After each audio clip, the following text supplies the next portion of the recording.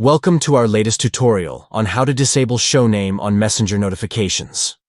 Follow these simple steps to take control of your privacy and notifications on your Android device. First, open the Messenger app on your device. Then, tap the three lines at the top left corner of the screen. Next, tap the gear icon at the top right to access the settings menu. From there, tap on Notifications and Sounds. Scroll down until you find the option to turn on Notifications Previews. By turning this setting on, you will no longer see the names of the senders in your Messenger notifications.